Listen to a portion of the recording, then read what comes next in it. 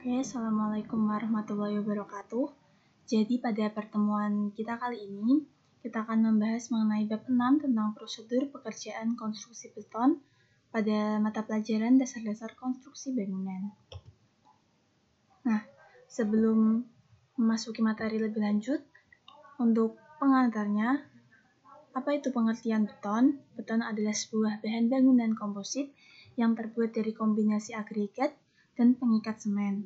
Beton ada berbagai jenis, diantaranya beton bertulang, beton tumbuk, beton cair, dan beton plastik. Beton terbentuk dari campuran agregat pasir, semen, kerikil beton, batu pecah, zat adhatif, dan air. Nah, kemudian apa saja bahan-bahan penyusun beton? Yang pertama ada pasir beton. Pasir beton itu tidak boleh mengandung lumpur lebih dari 5% dari berat kering. Apabila lebih dari 5%, maka pasir tersebut harus dicuci sebelum dipergunakan.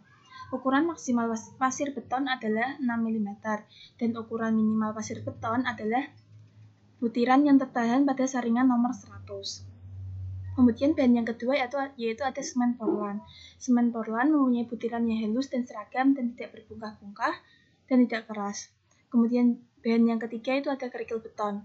Kerikil beton tidak boleh mengandung lumpur lebih dari 1% dari berat kering. Apabila lebih dari 1%, maka kerikil tersebut harus dicuci sebelum dipergunakan. Ukuran maksimal kerikil beton adalah 30 mm dan ukuran minimalnya ialah 6 mm. Kemudian bahan yang keempat ada batu pecah.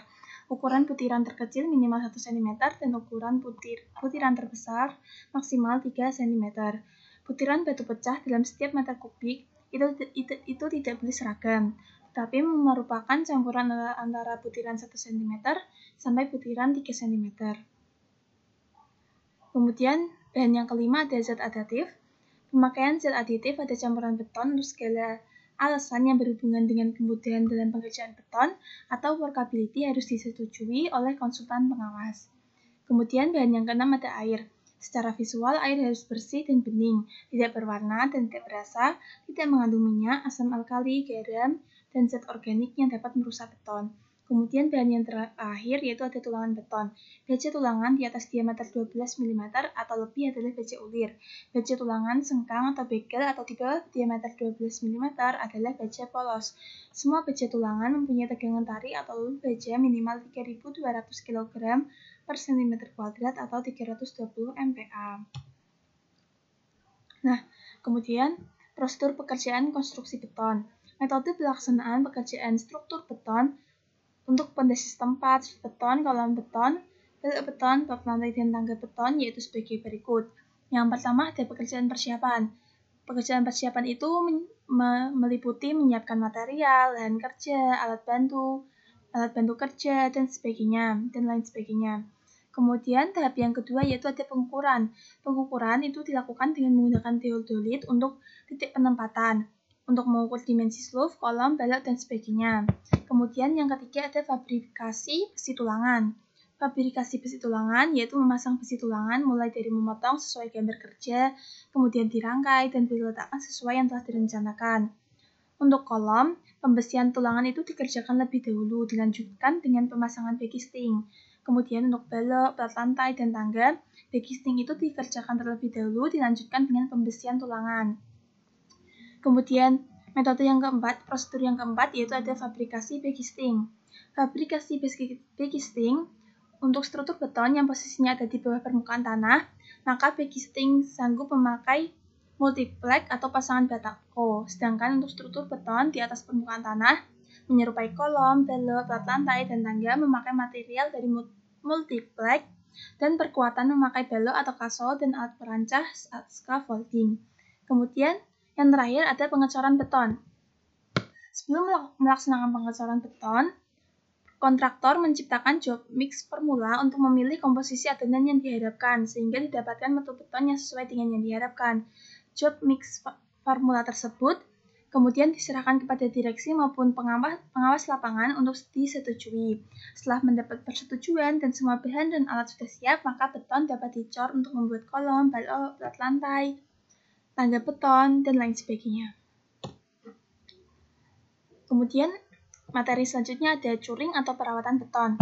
Curing secara umum dipahami sebagai perawatan beton yang bertujuan untuk mencegah supaya beton tidak terlalu cepat kehilangan air atau sebagai tindakan menjaga kelembaban dan suhu beton segera setelah proses finishing beton selesai dan waktu total setting tercapai. Kemudian apa sih tujuan dari perawatan tersebut? Tujuan dari perawatan beton adalah memastikan reaksi hidrasi senyawa semen termasuk bahan tambahan atau pengganti supaya dapat berlangsung secara optimal sehingga mutu beton yang diharapkan dapat tercapai dan mencegah supaya tidak terjadi susut yang berlebihan pada beton akibat kehilangan kelembaban yang terlalu cepat atau tidak seragam sehingga dapat menyebabkan retak.